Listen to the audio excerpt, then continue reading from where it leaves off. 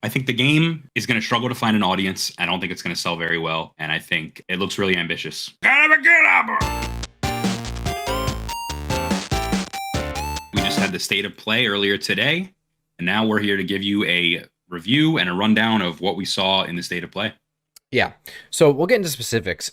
I do just want to general thoughts that you have about it overall. Main takeaway from this first kind of 16, 18 minute, whatever it was, gameplay look. I don't know if you want me to say that right now. Why not? I just want your just general thoughts, no specifics yet. Okay. I think the game is going to struggle to find an audience. I don't think it's going to sell very well, and I think it looks really ambitious. Okay. Yeah, I think overall it looks okay. I think it's a great idea. I hope it does well. It's a very interesting, cool concept. Something I think I personally will probably enjoy. I have a few concerns with it, but it's hard to really say that if they're valid or not until, you play it. But overall, I think it's extremely ambitious, really, really cool, and it's going to face a lot of challenges when it launches. I agree. So you have some notes here. I also have notes on my phone. So if you see me looking down, I am paying attention. I have my notes on my phone. Yeah. So let's just run through this. First of all, we saw this was a state of play, obviously, so PlayStation sponsored it. And the whole thing was in-game PS5 footage, kind of cut into this trailer. So basically the story goes that you're a new student at Hogwarts with an aptitude for old magic. Now, those that are Harry Potter fans will know that there is history of like old magic in the series, kind of like forbidden, that you're not really supposed to use and that it's difficult to wield, right? Yeah. For several reasons. They described it as ancient magic later on. Yeah. It's set in the 1800s. Somebody is trying to steal this ancient magic or, wield it. And yeah, so it's set in the 1800s. So this is before, the books proper, before, Fantastic Beasts. Before Harry Potter. All that stuff, well before that. So that's cool, I guess. Using the Nimbus fucking 30, dude. Mm-hmm. There's going to be an in-depth character creator, which they showed, and house assignments. Brett, what do you think about this? I mean, looks like a pretty hardcore action RPG. Yeah, you're creating your own character, and you're walking around Hogwarts and going outside of Hogwarts, and you're getting sorted by the sorting hat. I'm curious to find out how they actually sort you, like what that looks like. Like maybe you have to answer a series of questions, or they might even like lead the game with a bunch of little mini quests, and depending on your actions of those quests, that determines where you're sorted. But I can see a lot of people getting triggered because they don't want to be in Hufflepuff or what is it, Ravenclaw? Yeah. So. But it was cool because they showed, and they talked about this a lot. There's a lot of locations that they never actually show in the movies, but they talk about in the books, and they had to make them for the game. Right. So I thought that was pretty interesting and pretty cool that we've never seen the what is it called, the quarters, the Hufflepuff student quarters, or whatever their common area. Common area, yeah. Like you never see that in the movies, but they had to create that for this, and it's pretty cool that that exists now. So that actually might entice people to play as some of the less popular Harry Potter houses. Yeah. So the open world, right? You have a fully explorable Hogwarts with dungeons, puzzles, etc. Lots of open world locations outside of Hogwarts, including Hogsmeade, which if you're any way familiar with Harry Potter, that's kind of like a hub town, if you will. That's where Ollivanders is, and you get your wand and your fucking butterbeer and shit. We'll have dynamic seasons, which was really cool, which I thought was interesting. Yep. Depending on the time of year in the game, you explore the open world. They have a whole countryside region that they talked about where you can go out and find little hovels and houses and all these NPCs and stuff like that, and just basically what looks like a massive open world in general that I don't think I was expecting, to be honest with you. I also wasn't expecting that. I thought most of it was going to take place inside of Hogwarts. Yeah. And I wrote in my notes here, like you said, there's dungeons and vaults inside of Hogwarts and a lot of secrets and things to explore that make that area, great and a good place to explore and whatnot. But I think the most ambitious part of the game is what they've done outside of Hogwarts. Yeah. And I feel like I'm going to spend most of my time out there because there's so much cool stuff that they've added. Hogwarts is cool and all, but we've seen a lot of it. So I'm curious to see what's outside of that. Yeah, creatures and stuff like that too, in particular. seem very Yeah, interesting. I wrote on my notes here. Platypus creature is cute. Yes. That creature I think was creature feature in the first or second Fantastic Beast movie. I forget. Yeah, I haven't seen it, but you're right. It is. The first Fantastic Beast movie is garbage. Sorry, So, but so Josh, I want to point out that it looks like because I thought with such a huge open world, how are you going to be getting around? Because I'm not walking. well, Looks like you can you know, fly on a broom. yeah, I put in all caps my notes, flying on a broom. Oh, I see that. Yes. Uh, yeah, when that happened, I was like, that's fucking slick. Yeah, that's really cool. I was not expecting to be able to do that. Yeah, So, that's very cool. Speaking of game mechanics, let's talk about the gameplay that they showed off, specifically the combat. So now, mind you, Yuki says that's the Niffler. Looks so cute, and it's green. yeah, he's cute. Yeah. So combat specifically. Now, again, this is hard to tell because what? I just said Niffler. Niffler. It's hard to tell because we're not playing it. And I went back and forth, and I don't know if it's because how they placed the camera, if that was actually the camera that they're going to use, but the camera seemed really far out and like all over the place, wonky. The gameplay looked very stiff, very slow, very heavy almost. Now, like I said, it was kind of hard to tell, and it will probably be better in practice, I'd assume, because there was lots of cool comboing and even a parry mechanic that they showed off that I think looked interesting. But do you share the same sentiment about the gameplay? What did you think?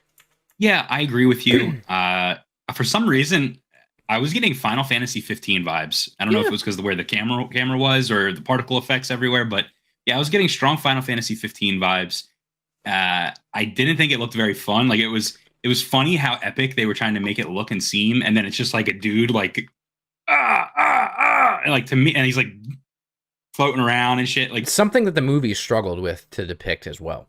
absolutely. In the movies, it was more just like flick, like they would just do the move. Like there wasn't Yeah. like a big dance and whole thing to it. I think they're going to struggle with this. I mean, you're playing a game where your primary weapon is magic, and the way you use the magic is a small little wand in your hand, right? Mm-hmm. You don't have a sword, so it's literally just a lot of this. Yeah. And they're going to struggle with that, and there's not much they can do about that. That's the kind of game that they're choosing to make, and I don't know if combat is going to play a huge role. It seems like it is. Yeah. So I don't know how long that is going to work. It's going to be interesting to play it and see how it actually works. Because it's one thing to look at it, right? It's another thing. I don't know what the inputs are like. I don't know how diverse the combat is. Like, I don't know how many ways there are to approach it. Yeah. Like I said, when I started to see the character comboing and stuff like that, I was like, oh, that's kind of cool. The parry mechanic was kind of cool. But this is something that's going to be really hard, I think, to advertise to people about what the moment-to-moment gameplay like that feels like. Because, again, visually, it's just some person going... I mean, like I compared it to Final Fantasy 15. In a game like that, you literally are using a sword, and then there's like a million swords floating around you, and you're like stabbing a million things at once. Like that's really engaging and fun, and being able to switch the weapons on the fly. Like that's really cool. Mm-hmm. This is not that. It's just different colored beams of light shooting from a wand. Yeah. It's going to be hard. It is going to be hard. Continuing, they showcased with, I guess, probably combat specific stuff, but just more mechanics. They showcased talent trees, some crafting, stuff like that. Anything planting, you can make plants. Yeah, so, and I put on here too, there's the room of requirement, which, again, if you're familiar with Harry Potter, you know that's kind of the room that presents you what you need, almost, essentially, what you need to see. And they took a really interesting interpretation with that in this game to make it your base, almost, it seems like, of where you can create different potions, work on things, heal animals, like all these other different things. But it looked like there was like free-to-play mobile timers on some of that stuff, which I know are not going to be microtransaction based. They better fucking not be. But to me, that seems so cumbersome and stupid to have in a game like this. You know what I mean? Yeah. It's like, well, I plant a tree and then I have to wait 30 real-time minutes for it to be finished. I don't know. I don't know how that's going to work. Yeah, it seems time-based. Let's see. They showed off. They talked a lot about Oh, Yuki says it's weird that you're starting your fifth year. Yeah, that is strange. Well, Which they did let's touch on in there, yeah, but let's talk about that now. So, like you said, Josh, it's in the late 1800s, mhm, before the Harry Potter series. You're a new student to Hogwarts, but you start as a fifth year. And they right. also mention that the player can sense ancient magic and use it. Yeah. So, I am not the hugest Harry Potter fan, so I don't know what ancient magic is, but um, they said that Hogwarts is literally like full of it. So, Yeah. I'm not I could not give a good definition what it is either, other than I know it's been hinted at that it's kind of forbidden, right? Or not to be yeah. used or meddled with. And then, like Yuki said, you're starting your fifth year, right? Which is weird. So narratively, that's going to be interesting too about how they handle that. Character wise, it's going to be interesting how they utilize that, right? Because you're kind of behind the eight ball. Why Where are is the what is the fifth year in relation to like our schooling system? Is that like your senior year, or is it like your junior year, or like how many years in is being a fifth? Like so? how many years are there? I think that Harry Potter is almost like a mixture of like middle school kind of through high school and college too. So I think equivalently it would be like your sophomore or junior year, probably. Um, oh, Yuki said in the chat sophomore. So there you go. Yeah. So a little bit behind the eight ball. Okay. Let's talk about the story a little bit. So Mm-hmm. we saw that you Goblins. well, first of all, yeah, there's evil goblins and evil dark magic users that are teaming up. You like you wrote here, narrative about a goblin rebellion. Yeah. The goblins are very anti-Semitic, just like they were in the films. Not a fan of that. I wish they changed the designs a little bit, but I even think that they were in Gringotts Bank at one point on the Yeah. cart. Mm-hmm. So that's great. Uh, Also, there's a house elf named Deke, which is fucking awesome. Yeah. And there was also a room with a bunch of little house elves in it. I don't know what that was all about, but It's from one of the movies, I believe. okay. Yeah, I forget exactly, but I vaguely I liked remember it. seeing that. Uh, Also, I wrote here there's companions. Oh yeah, so there was different Oh, yeah. characters Yuki that you says can the like kitchen. Yes. yeah, Sorry. so you can make friends with all these different characters. Yeah, and it Uh seems like they're gonna have a companion system as they describe it, almost yeah. like Persona. I wrote in my notes. So can I tell you what my problem with this is? Yeah. I wish it was just multiplayer. Really? I wish this had a co-op system. I wish this was a MMO. I wish this was Really? multiplayer. Yeah. Really? Yeah. I can't see, dude, I cannot see myself playing a single player Harry Potter game. Really? No. Oh. I would have if you were like, yo, I'm getting it, I would have been like, let's do it. It's the kind of thing where like Sea of Thieves is like a cool concept for a game and like pirates are cool. But if someone was like, yo, there's a new single player pirate game coming out, I'd be like, there has to be something else to sell me. Yeah, But I understand. if it was like, yo, you can like go on a ship with your friends and like I'd be like, I'm in. I understand. I get that. So I mean, I listen. I'm not the biggest Harry Potter fan, but I like Harry Potter. I think certainly more than you do, or at least I'm yeah. interested in it more. And to me, the biggest draw is just the seemingly deep RPG mechanics that are here, Yeah. which I am a fan of. But that leads me to one of my biggest points, and that I mentioned already, is I don't know who this game is for.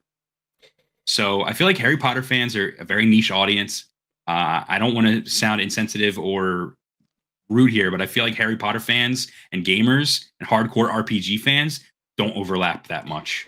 I am inclined to agree with you, and I think really the the audience for this, right, is you're gonna have the hardcore Harry Potter fans, and you're gonna have RPG fans, right?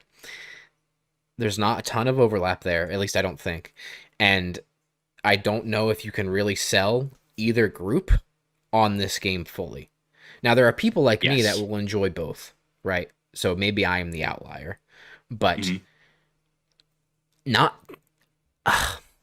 It sounds so Well, bad because I want to classify a lot of Harry Potter fans. I mean, listen, it's like, you're going to call them normies. yeah, yeah. Now, listen, that's maybe a little unfair because the fan base for Harry Potter is far wide and reaching and expansive. I'm not saying that's not the case. It appeals to a lot of people, but But when it comes to presenting those people with the hardcore RPG, I don't know. I want to play devil's advocate because someone could easily just say, well, what about Shadow of Mordor? That's a very similar franchise to Harry Potter. It's Lord of the Rings. But that's a very different fan base. Exactly is what I was going to say as a defense was Harry Potter is, and I'm not trying to be insensitive or whatnot, but Harry Potter is a lot more females, I would say, and younger people, whereas Lord of the Rings is more adult fan base and also there's like a Venn diagram too with like tabletop RPG strategy type people that like Lord of the Rings. That doesn't exist so much with Harry Potter. Now, I don't know, maybe that's unfair, but knee-jerk reaction, that's what I think. Yeah, so I'm not saying this is going to be bad because of any of that. I'm just saying I think that this game is going to struggle to find an audience. I think that they're going to have a hard time selling this game, and I hope that it doesn't sell awful because of that. Yuki sounds like boyfriends are losing their PS5 towards holiday 2022. Probably, yes. Probably. So just a few more things here. Well, like Yuki said, holiday 2022, no exact release date yet. And then I also, just a few more things. They did show base building, which I thought, out of everything they showed, I was like, I don't really feel like this needs to be in here. Just like Fallout 4, in my opinion. It's like, why is this here? I don't really care about that. I love base building in every game, so I'm down with it. Some of the facial animations and eye lines looked really rough to me. Man, the frame rate looked really rough. Yeah, and there's some... Now, I don't know if it's because of the stream or what, but there were some areas where I'm like, there goes a frame, and there's a hitch, and there's a hiccup, and there's a stutter, and there's a lot of frames gone, and there's another frame, and there's an extra frame when they cut the camera, and there's a stutter, and I was like, oh, God. I hope that it does not have that issue. It I don't know what engine they're running this as, but it looks like it's Unreal 4 or 5 to me. But looks like Ungood 5 to me, dude. All right. And then the last thing I want to talk about, which is the thing that I'm actually the most interested in, and I wish it wasn't such a throwaway in it, because when it happened, I was like, that's fucking slick. It seems like you're going to be able to take different paths and have almost like an alignment mechanic in the game too, right? Outside of your house that you're in, it sounds like you could be good or bad or maybe indifferent, because now, Brett, you might not know this, being, unversed in Harry Potter. The main character that they showed used the death spell in one scene. Avada Kedavra. Avada Kedavra, which is the Abracadabra. Yeah, which is the death spell. You use that spell when you intend to kill somebody. That is literally what the spell is used for. Only is when you intend to kill your opponent. Awesome. If that is a mechanic in this game, I'm going full fucking Joker mode. Put me in Slytherin. Everyone's dying. Killing Dumbledore. Hell yes, dude. Before he's even born. Oh, dude, my fiance just got home and she's texting me. Don't talk shit. Don't talk on shit you don't watch or you're not a fan of. Also, you did it wrong. I'm assuming that thing. I don't know. Yuki said you got it. So, I mean, listen, overall, I think this game looks interesting. I'm interested in it personally. Yeah, I'll try it, man. I think, like you said, it will struggle to find an audience, but I hope it does well. Because it's a really cool world and a very ambitious game. And I don't know. I hope it's good. That's it. Yeah, I'm trying to go outside of Hogwarts and explore, and I'm not interested in going to class, but I'm interested in, finding trolls and finding like clothing and armor or whatever, and all that cool stuff. So I'm interested in killing people. I'm interested in All right. All right. Please remember to like, comment, and subscribe to Haptic Intel. Did you do it? Subscribe right now.